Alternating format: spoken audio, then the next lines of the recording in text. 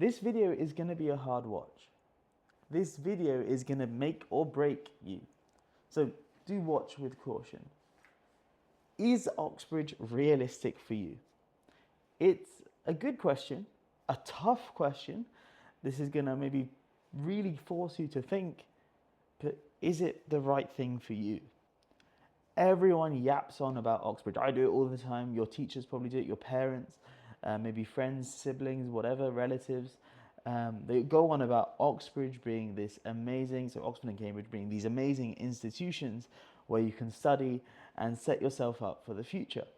And I think those two facts are really genuinely very true. They are amazing institutions, and firstly, obviously academically, but just in terms of the network you can build, the friends you can make. You make your lifelong friends there. You can potentially meet your romantic partner. You can build this kind of world of connections, and obviously it's a super international university. If you're going to study in the UK and you want to build international connections, you go to the top of the top universities, Oxford, Cambridge, Imperial, because I don't want to name and shame, but imagine insert bad university name here. No one from random places across the globe are going to come to the UK to study at insert bad university name here. They're going to want to come and study for Oxford and Cambridge. Anyway, is it realistic for you? Should you be aspiring for Oxbridge? Because you're probably listening to my advice, your teacher's advice, your parents' advice, like other people's advice. What's my advice on what you should be thinking about? Because obviously over the next few months, you're going to be putting in many, many hours. You've probably put in many, many hours so far to prepare for the admissions test, prepare for the interviews. What's the point? Why? Should you even be doing this? Because it's super easy to say, no, I want to study at Oxford or Cambridge. But I would really encourage you to have a long, hard look in the mirror and say, well, why? Why is it so important? What's the reason? Why is it so important to study at Oxford and Cambridge? And really force yourself to answer it. And don't give yourself a wishy-washy rubbish answer like, oh, because they're a good university. So what? Why does that matter? Really give yourself, really force yourself to think about it. And there's two reasons you do this. Because A, likelihood is you're not going to be able to come up with a good, satisfactory answer. At least not immediately. You're really going to have to think about it. And B, hopefully, eventually you do come up with an answer. And it could be, well, for different people it will be different things. But you'll come up with a reason that really is personal to you as to why you want to apply. And once you get that, that is fuel for the fire. Once you really know why you want to get into Oxford, why you want to get into Cambridge, you've probably maybe even submitted your application in already, but why? Why put yourself through all these hours and hours and hours of work? When, you could apply to some other university, not have to do the MAT or the TMUA or the STEP or whatever. You wouldn't have to do interviews, you'd just get an offer. Why put yourself through all of that? Really, really think about it. And that alone is going to tell you partly if Oxbridge is correct for you. If you don't have a good reason to want to apply there, you probably A, won't get in, but B, even if you did get in, why sign yourself up to study somewhere for 3, 4, potentially more years if it's not for you? If you don't even have a reason to, it's just because, oh, Miss Johnson said I should apply to Oxford, so that's why I've applied. So Miss Johnson isn't the one who has to put in the hours and hours of work preparing for the MAT or preparing for the interview. Why is it that you are willing to invest all that time over the next few months? Because realistically, if you want to get into Oxbridge, the next few months is very, very important. And you will have to make some sacrifices. So if that means maybe, you're used to playing football 10 times a week, you'll have to cut that down because you will have to be preparing for these exams, because if you don't, someone else will. They will take that space. So if you are genuinely a serious candidate for these top universities, you have to, you've got to play the game and you've got to put in the hours. But why? Why are you doing that? So that's the first thing I would say. Really have a long, hard look in the mirror and say, why am I applying to Oxford or Cambridge? And it could be a superficial reason, and I'm not morally for this, but if this is the reason, then fine. where it's you want to get a certain job. Because let's not beat around the bush, or maybe you're not super aware, but in the grand scheme of things, maybe you can speak to your parents or whomever. But if you have an Oxbridge degree, you are going to find it a lot easier to get into the kind of more corporate jobs. If that's the thing that you want to go down, if you want to become a software engineer, if you want to become a quant, if you want to go into finance, if you want to, whatever it is you want to do, with a maths degree or a STEM degree from Oxbridge, you're a lot more likely to get these roles than the same degree at another university. So if that is the reason, again, I would never say to study a subject at university, but if that is your reason, then at least you have a reason. If it's the case that you are passionate about maths, I would say dig deeper. What does that mean? As in, like, why does that mean you have to study at Oxford? Why does that mean you have to study at Cambridge? Why not just study at some other university? Why specifically? And don't just say better resources or, there's got to be some deep-rooted reason as to why these universities.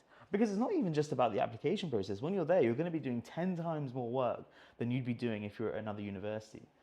At other universities, you see all these students, partying all the time, sleeping in, handing in their assignments. That will not, happen at Oxford. There still is plenty of time to enjoy yourself. Don't get me wrong, but you're going to be working a lot more than your friends from school who go to other universities. So, is that for you? Anyway, that's enough of me kind of just forcing you to think about that. Let me give you some advice. Is Oxford right for you? So from my experience, I studied maths at Oxford. I did the 4 years there, and I absolutely loved it. It was the right decision for me. I'm an absolute maths nerd. You can tell I've made over 800 math videos on a YouTube channel. Not many people do that if they don't really, really love maths, or if they don't really, really like maths. So one thing is you've got to be a big maths nerd, or whatever it is that you want to study. Be a big nerd in that subject.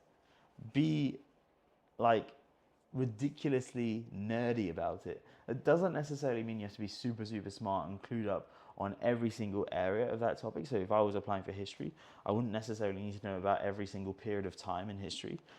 Same with maths. I don't have to be necessarily strong with every single area. You're probably going to be quite strong in lots of different areas. But what it means is you just have enthusiasm. You have drive. Because as smart as you think you are as a 18-year-old who's only gone through school level maths, what you've learned in the last 15 years of you studying maths from a kid to 18, that's literally less than maybe a tenth of the maths that you will know by the time you do just a 3 or 4 year degree at Oxford or Cambridge. Just to give you the kind of level of how much mathematics you'll be exposed to in just a short amount of time at Oxford or Cambridge. So being smart at maths, or what you define as smart as maths, in the grand scheme of things, isn't that smart. I hate to break it to you, but there's not that much maths that you've been exposed to, and that's fine. You can't have been really exposed to much more. You're only in school. But from what you have learned, what have you really enjoyed? What have you found interesting? Could you talk for hours and hours and hours, make a YouTube channel, making 800 plus videos? Could you do that with your thing? Could you chat about it with someone, really have an engaging conversation? If you can, then yeah, Oxbridge is for you. If, however, you're just good at A-level maths and further maths, and that's just maybe because you just do the revision, or you just do the exercises in the textbook, and you eventually get used to the kind of problems, but beyond that, you're not inclined to go and learn it elsewhere or learn it in your own time, Oxbridge isn't for you. A-level, I hate A-levels because they don't force you to think. They just force you to memorize a process or memorize a technique. So A-levels aren't a very good indicator of whether you should study something at uni. Now, another thing that's useful to ask yourself is, what if Oxford and Cambridge didn't have their rep? So if Oxford and Cambridge weren't Oxford and Cambridge, and it was still the exact same degree, exact same course, exact same professors, exact same, everything, city, everything was exactly the same, but Oxford and Cambridge had the rep of, I don't know, let's say, I'm trying to think of random, Middlesex University, or I don't know if that's a university, but something that is not world renowned. Would you still study there? Would you still go and apply there? And that is if the answer to that question is yes, That's a very good indicator that you've done your research. You have done your research about the degree. You have looked into what they offer. You have looked into the city and what they have and all these sorts of things. And you've looked into, okay, this is actually for me. Because if the answer is no, it's almost like, you're dating someone just because they're rich. Well, it's not really a valid reason to date someone. It's not really a valid reason to study at Oxbridge. And the great thing about Oxbridge is they will be able to tell. They will be able to tell if you're just there, if you don't have a passion or an enthusiasm for your subject, they're going to tell that immediately. So that's just something to bear in mind. So really have a think about it. Really, really have a think about it. And another thing you could ask yourself is, and again, this is if your reason for applying to Oxford or Cambridge is for the passion, if you're really passionate about maths, passionate about whatever the subject is, if your reason, imagine the scenario that there are no jobs on offer. So imagine you're a humanities student. Sorry, I hate to have a dig at humanities students. But imagine you were a humanities student and there were no job prospects for once you graduate. But you're really passionate, really enthusiastic about that subject. Would you still study it? If the answer is yes, Oxbridge is for you. If not, the answer is no. Because I think so many people are deep-rooted in their mind that, they have to study at Oxbridge. They have to study at these top institutions. They have to get in. They have to. And the reason is it's because almost kind of like brainwashed over the last 20 or 18 years of your existence that, you go to school. Once you go to school, you go to a sixth form. Once you go to sixth form, you go to university. After you go to university, you go to, get a high-paying job. And that's because that's what it was 20 years ago, 25 years ago, when your parents and your teachers were doing the same process you were. Whereas now, you can just start a business. You can just start working somewhere at 18, even 16 even. You can just start working. So why not go down that route? Why spend 10 grand a year, more than 10 grand a year studying at these institutions? So, you're going to be, after 4 years, about 50, 60, whatever grand in debt. Why go through that? Why?